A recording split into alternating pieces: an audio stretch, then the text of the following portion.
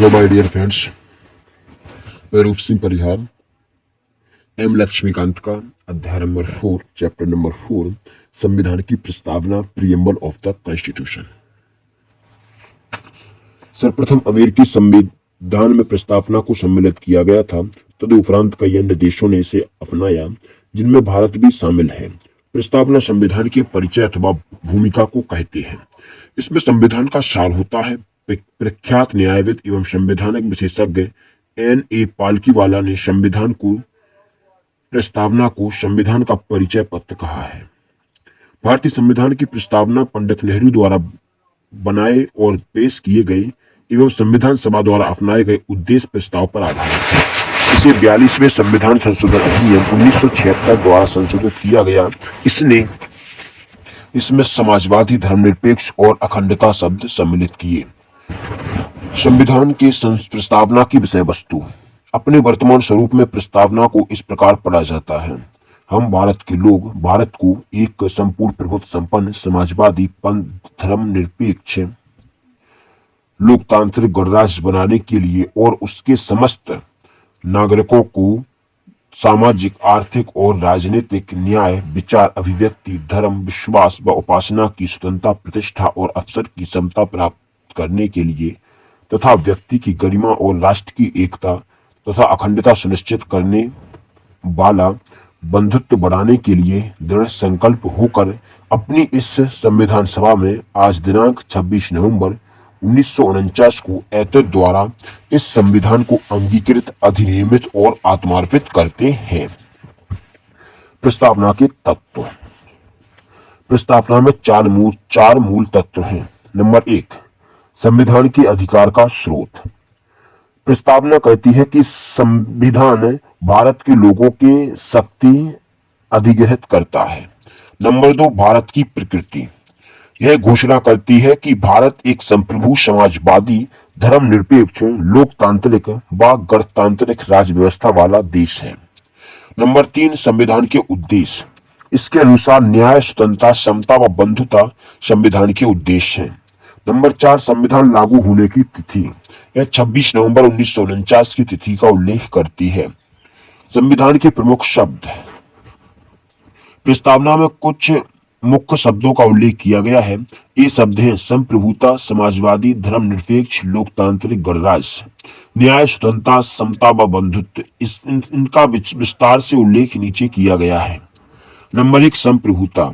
संप्रभु शब्द का आशय है कि भारत ना तो किसी अन्य देश पर निर्भर है और ना ही किसी अन्य देश का डोमिनियन है।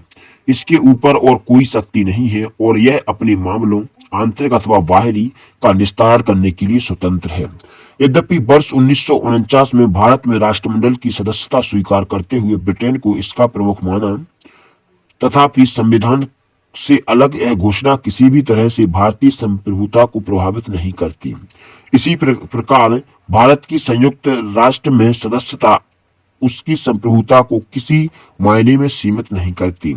एक संप्रभु राज्य होने के नाते भारत किसी विदेशी सीमा अधिग्रहण अथवा किसी अन्य देश के पक्ष में अपनी सीमा के किसी हिस्से पर से दावा छोड़ सकता है। नंबर 2, समाजवादी। वर्ष 1976 के 42वें संविधान संशोधन से पहले भी भारत के संविधान के नीति निर्देशक सिद्धांतों के रूप में समाजवादी लक्षण मौजूद थे। दूसरे शब्दों में, जो बात पहले संविधान में अंतर्निहित थी उसे स्पष्ट रूप से जोड़ दिया गया और फिर कांग्रेस पार्टी ने समाजवादी स्वरूप को स्थापित करने के लिए 1955 में अवाड़ी सत्र में एक प्रस्ताव पारित कर इसके अनुसार कार्य किया। यह बात ध्यान देने योग्य है कि भारतीय समाजवाद लोकतांत्रिक समाजवाद है, न कि साम्यवादी समाजवाद, जिसे राज्याश्रित समाजवाद भी कहा जाता है, जिसमें उत्पादन और वितरण के सभी साधनों का राष्ट्रीयकरण और निजी संपत्ति का उन्मूलन शामिल है। लोकतांत्रिक समाजवाद मिश्रित अर्थव्यवस्था में आस्था रखता है, जहां सार्वजनिक व निजी क्षेत्र साथ साथ मौजूद रहते हैं। जैसा कि सर्वोच्च न्यायालय कहता है, लोकतांत्रिक समाजवाद का उद्देश्य गरीबों, उपेक्षा, बीमारी व अवसर की असमानता को समाप्त करना है। भारतीय समाजवाद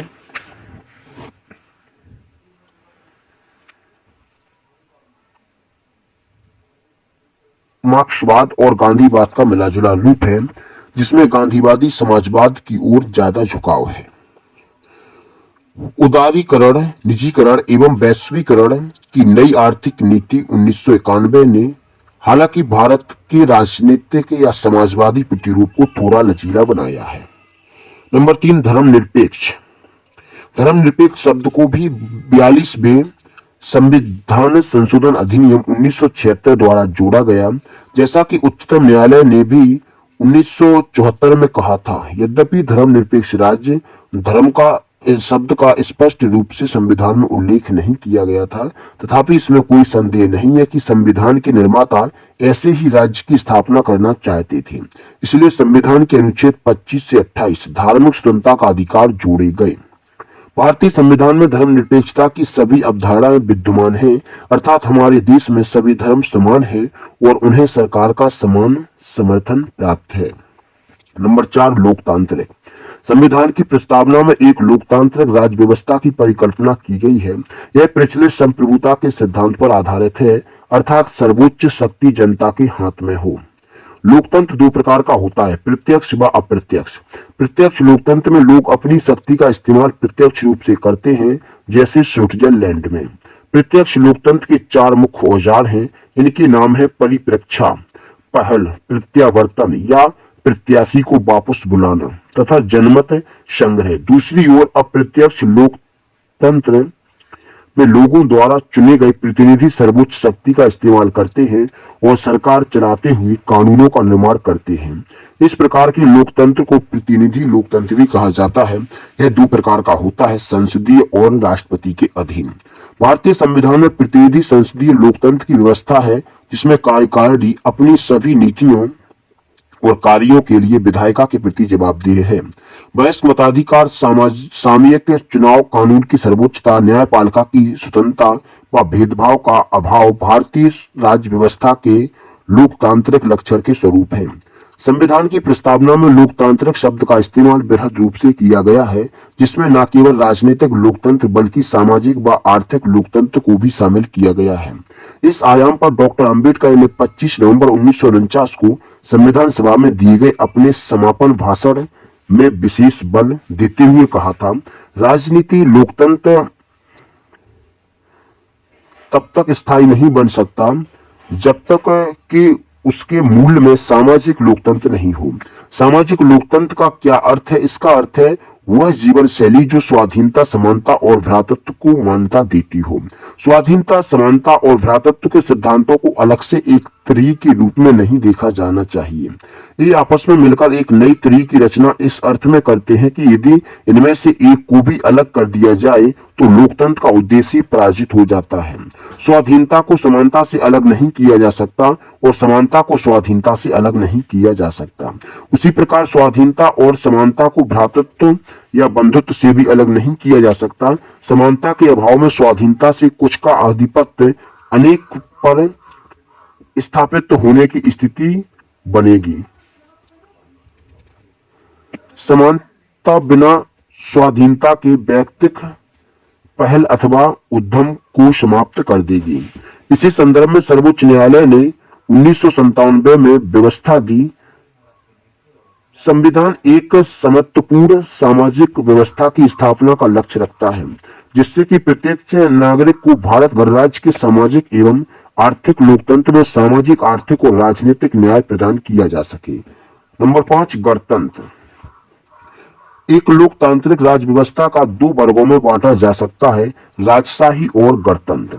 राजशाही व्यवस्था में राजा का प्रमुख, आमतौर पर राजा या रानी, उत्तराधिकारता के माध्यम से पद पर आसीन होता है, जैसा कि ब्रिटेन में। वही गणतंत्र में राज्य प्रमुख हमेशा प्रत्यक्ष अथवा अप्रत्यक्ष रूप से एक निश्चित समय के लिए चुनकर आता है, जैसे अमेरिका। इसलिए भारतीय संविधान की प्रस्तावना में गणतंत्र का अर्थ यह है कि भारत का प्रमुख अर्थात राष्ट्रपति चुनाव के जरिए सत्ता में आता है। उसका चुनाव 5 वर्ष के लिए अप्रत्यक्ष रूप से किया जाता है। गणतंत्र के अर्थ में 2 और बातें शामिल हैं। पहली यह कि राजनीतिक संप्रभुता किसी एक व्यक्ति जैसे राजा के हाथों में होने की बजाय लोगों के हाथों में होती है, और दूसरे किसी विशेषाधिकार प्राप्त वर्ग की अनुपस्थिति। हर सामाजिक हर सार्वजनिक कार्यालय बगैर किसी भेदभाव के प्रत्येक नागरिक के लिए खुला होगा। नंबर 6, न्याय। प्रस्तावना में न्याय 3 भिन्न रूपों में शामिल है: सामाजिक, आर्थिक व राजनीतिक। इनकी सुरक्षा मौलिक अधिकार व नीति निर्देशक सिद्धांतों के विभिन्न उपबंधों के जरिए की जाती है। सामाजिक न्याय का अर्थ है हर व्यक्ति के साथ जाति, रंग, धर्म, लिंग के आधार पर बिना भेदभाव किए समान व्यवहार। इसका मतलब है समाज में किसी वर्ग विशेष के लिए विशेषाधिकार की अनुपस्थिति और अनुसूचित जाति, जनजाति, अन्य पिछड़े वर्ग तथा महिलाओं की स्थिति में सुधार। आर्थिक न्याय का अर्थ है कि आर्थिक कारणों के आधार पर किसी भी व्यक्ति से भेदभाव नहीं किया जाएगा। इसमें संपदा, आय व संपत्ति की असमानता को दूर करना भी शामिल है। सामाजिक न्याय और आर्थिक न्याय का मिलाजुला रूप अनुपाती न्याय को परिलक्षित करता है। राजनीतिक न्याय का अर्थ है कि हर व्यक्ति को समान राजनीतिक अधिकार प्राप्त होंगे, चाहे वो राजनीतिक दफ्तरों में प्रवेश की बात हो अथवा अपनी बात सरकार तक पहुंचाने का अधिकार। सामाजिक, आर्थिक व राजनीतिक न्याय के इन तत्वों को 1917 की रूसी क्रांति से लिया गया है। नंबर 7, स्वतंत्रता। स्वतंत्रता का अर्थ है लोगों की गतिविधियों पर किसी प्रकार की रोक टोक की अनुपस्थिति तथा साथ ही व्यक्ति के विकास के लिए अवसर प्रदान करना। प्रस्तावना हर व्यक्ति के लिए मौलिक अधिकारों के जरिए अभिव्यक्ति, विश्वास, धर्म और उपासना की स्वतंत्रता सुरक्षित करती है। इनके हनन के मामले में कानून का दरवाजा खटखटाया जा सकता है। जैसा कि प्रस्तावना में कहा गया है कि भारतीय लोकतंत्र व्यवस्था को सफलतापूर्वक चलाने के लिए स्वतंत्रता परम आवश्यक है। हालांकि स्वतंत्रता का अभिप्राय यह नहीं है कि हर व्यक्ति को कुछ भी करने का लाइसेंस मिल गया हो। स्वतंत्रता के अधिकार का इस्तेमाल संविधान में लिखी सीमाओं के भीतर ही किया जा सकता है। संक्षेप में कहा जाए तो प्रस्तावना में प्रदत्त स्वतंत्रता एवं मौलिक अधिकार शर्त रहित नहीं है। हमारी प्रस्तावना में स्वतंत्रता, समता और बंधुत्व के आदर्शों को फ्रांस की क्रांति से लिया गया है। नंबर 8, समता। समता का अर्थ है समाज के किसी भी वर्ग के लिए विशेषाधिकारों की अनुपस्थिति और बिना किसी भेदभाव के हर व्यक्ति को समान अवसर प्रदान करने के उपबंध है। भारतीय संविधान की प्रस्तावना हर नागरिक को स्थिति और अवसर की समता प्रदान करती है। इस उपबंध में समता के 3 आयाम शामिल हैं: नागरिक, राजनीतिक व आर्थिक। मौलिक अधिकारों पर निम्न प्रावधान नागरिक समता को सुनिश्चित करते हैं। नंबर 8, विधि के समक्ष समता, अनुच्छेद 14 है। नंबर 9, धर्म, जाति, लिंग व जन्म स्थान के आधार पर मूलवंश निषेध है, अनुच्छेद 15 है। लोक नियोजन के विषय में अवसर की समता, अनुच्छेद 16 है। नंबर 10, अस्पृश्यता का अंत, अनुच्छेद 17 है। नंबर ए, उपाधियों का अंत, अनुच्छेद 18 है। संविधान में 2 ऐसे उपबंध हैं जो राजनीतिक समता को सुनिश्चित करते प्रतीत होते हैं। प्रथम है कि धर्म, जाति, लिंग अथवा वर्ग के आधार पर किसी व्यक्ति की मतदाता सूची में शामिल होने के अयोग्य करार नहीं दिया जाएगा, अनुच्छेद 325। तथा दूसरा है लोकसभा और विधानसभाओं के लिए वयस्क मतदान का प्रावधान, यह अनुच्छेद 326 के अनुसार। राज्य के नीति निर्देशक तत्व, अनुच्छेद 39 में महिला तथा पुरुष को जीवन यापन के लिए पर्याप्त साधन और समान काम के लिए समान वेतन के अधिकार को सुरक्षित करते हैं। नंबर 9, बंधुत्व। बंधुत्व का अर्थ है भाईचारे की भावना। संविधान एकल नागरिकता के एक तंत्र के माध्यम से भाईचारे की भावना को प्रोत्साहित करता है। मौलिक कर्तव्य, अनुच्छेद 51 का भी कहते हैं कि यह हर भारतीय नागरिक का कर्तव्य होगा कि वह धार्मिक, भाषाई, क्षेत्रीय अथवा वर्ग विविधताओं से ऊपर उठकर सौहार्द और आपसी भाईचारे की भावना को प्रोत्साहित करेगा। प्रस्तावना कहती है कि बंधुत्व में 2 बातों का सुनिश्चित करना होगा: पहला, व्यक्ति का सम्मान और दूसरा, देश की एकता और अखंडता। अखंडता शब्द को 42वें संविधान संशोधन अधिनियम 1976 द्वारा प्रस्तावना में जोड़ा गया। संविधान सभा की प्रारूप समिति के एक सदस्य के.एम. मुंशी के अनुसार व्यक्ति के गौरव का अर्थ यह है कि संविधान न केवल वास्तविक रूप में भलाई और लोकतांत्रिक तंत्र की मौजूदगी सुरक्षित करता है, बल्कि यह भी मानता है कि हर व्यक्ति का व्यक्तित्व पवित्र है। इस पर किसी व्यक्ति के गौरव को सुनिश्चित करने वाले मौलिक अधिकार और नीति निर्देशक तत्वों के कुछ प्रावधान बल देते हैं। इसके अलावा मौलिक कर्तव्यों 51 का में कहा गया है कि भारत के हर नागरिक की यह जिम्मेदारी होगी कि वह महिलाओं के गौरव को ठेस पहुंचाने वाली किसी भी हरकत का त्याग करे और भारत की संप्रभुता, एकता और अखंडता की रक्षा करे। देश की एकता और अखंडता पद में राष्ट्रीय अखंडता के दोनों मनोवैज्ञानिक और सीमाई आयाम शामिल हैं। संविधान के अनुच्छेद 1 में भारत का वर्णन राज्यों के संघ के रूप में किया गया है, ताकि यह बात स्पष्ट हो जाए कि राज्यों को संघ से अलग होने का कोई अधिकार नहीं है।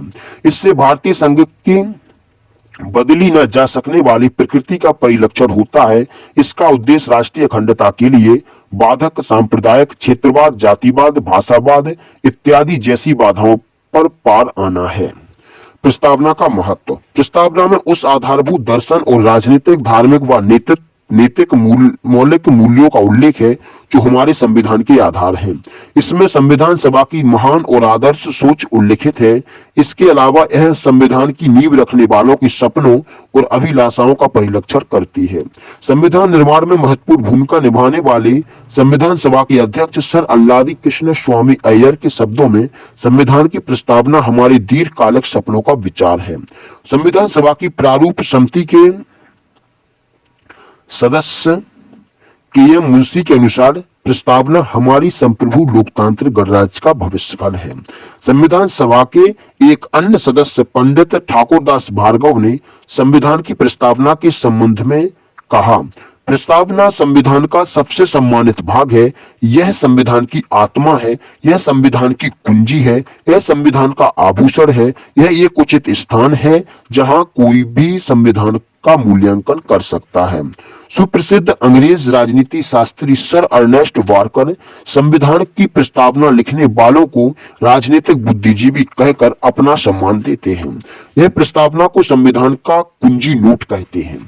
यह प्रस्तावना के पाठ में से इतने प्रभावित थे कि उन्होंने अपनी प्रसिद्ध पुस्तक principle of social and political theory की शुरुआत में इसका उल्लेख किया है।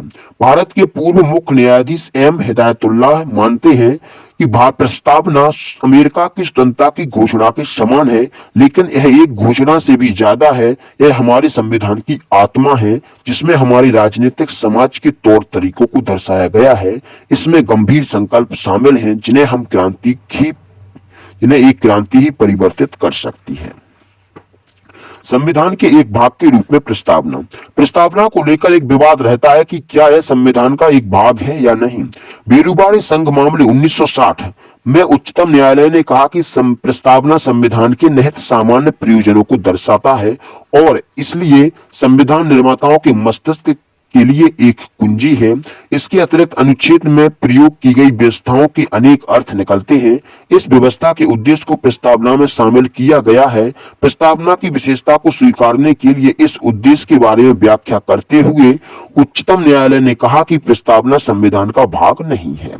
केशवानंद भारती मामले 1973 में उच्चतम न्यायालय ने पूर्व व्याख्या को अस्वीकार कर दिया और यह व्यवस्था दी कि प्रस्तावना संविधान का एक भाग है। यह महसूस किया गया कि प्रस्तावना संविधान का अति महत्वपूर्ण हिस्सा है और संविधान की प्रस्तावना में उल्लिखित महान विचारों को ध्यान में रखकर संविधान का अध्ययन किया जाना चाहिए।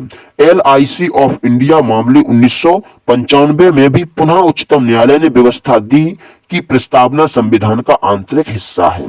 संविधान के अन्य भागों की तरह ही संविधान सभा ने प्रस्तावना को भी बनाया, परंतु जबकि अन्य भाग पहले से ही बनाए जा चुके थे। प्रस्तावना को अंत में शामिल किए जाने का कारण यह था कि इसे सभा द्वारा स्वीकार किया गया। जब प्रस्तावना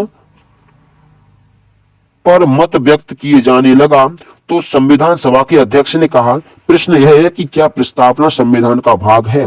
इस प्रस्ताव को तब स्वीकार कर लिया गया, लेकिन उच्चतम न्यायालय द्वारा वर्तमान मत दिए जाने के बाद कि प्रस्तावना संविधान का भाग है, यह संविधान के जनकों के मत से साम्यता रखता है।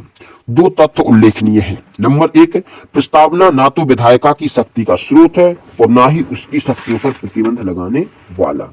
यह गैर न्यायिक है, अर्थात इसकी अव्यवस्थाओं को न्यायालय में चुनौती नहीं दी जा सकती। प्रस्तावना में संशोधन की संभावना। क्या प्रस्तावना में संशोधन की धारा 368 के तहत संशोधन किया जा सकता है? यह प्रश्न पहली बार ऐतिहासिक केस केशवानंद भारती मामले 1973 में उठा। यह विचार सामने आया कि इसमें संशोधन नहीं किया जा सकता क्योंकि यह संविधान का भाग नहीं है। याचिकाकर्ता ने कहा कि अनुच्छेद 368 के जरिए संविधान के मूल तत्व व मूल विशेषताओं को जो कि प्रस्तावना में उल्लिखित है को ध्वस्त करने वाला संशोधन नहीं किया जा सकता। हालांकि उच्चतम न्यायालय ने व्यवस्था दी कि प्रस्तावना संविधान का एक भाग है। न्यायालय ने अपना यह मत बेरुबारी संघ 1960 के तहत दिया और कहा कि पूर्व में इस केस में संदर्भित निर्णय गलत था और कहा कि प्रस्तावना को संशोधित किया जा सकता है बशर्ते मूल विशेषताओं में संशोधन नहीं किया जाए। दूसरे शब्दों में न्यायालय ने व्यवस्था दी कि प्रस्तावना में निहित मूल विशेषाधिकारों को अनुच्छेद 368 के तहत संशोधित नहीं किया जा सकता। तब तक प्रस्तावना को लेकर एक बार 42वें संविधान संशोधन अधिनियम 1976 के तहत संशोधन किया गया है। इसके जरिए इसमें 3 नए शब्दों को जोड़ा गया, समाजवादी, धर्मनिरपेक्ष एवं अखंडता। इस संशोधन को वैध ठहराया गया। जय हिंद, जय भारत। मिलते हैं अगले चैप्टर में।